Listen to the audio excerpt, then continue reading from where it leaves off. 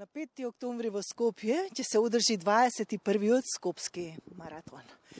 Во Македонија наутро го поздравувам Блаже Цоневски, влюбеник во маратонското трчање, велосипедизмот и воопшто влюбеник на спортот. Добро утро, Блаже.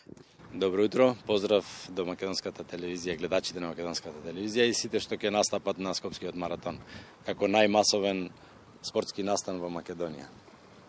Во која категорија вие ќе се надпреварувате со оглед на тоа дека постојат 3 трки? Да, јас ќе се надпреварувам во трката полумаратон, 21 км и 95 метри.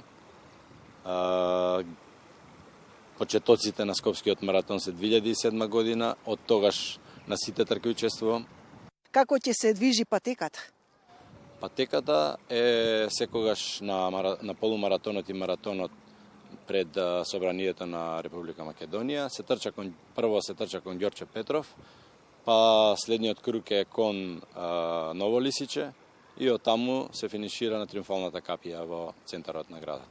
Трката стартува во 8 часот наутро? Да, во 8 часот наутро. Знаеме дека во Скопје е секогаш топло. Го поместија маратонот, тој се одржуваше секоја година во мај, на почетокот на мај, но поради топлото време се премести во октомври, сега е 5 октомври маратонот, а во мај се одржува трката на 10 километри. Како се подготвувавте за Скопскиот маратон? Како и секоја година има тренинзи за Скопски маратон, мислам не само за Скопски маратон, воопшто и за сите маратони.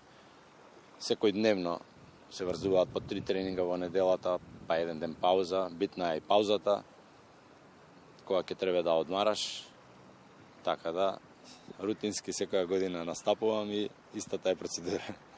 Кои се условите, кој се може да се пријави за трката на Скопскиот маратон?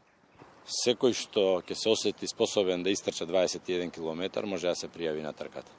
Старосната граница мислам дека е над 16 години за маратонот, а за другите трки за 5 км и за 21 е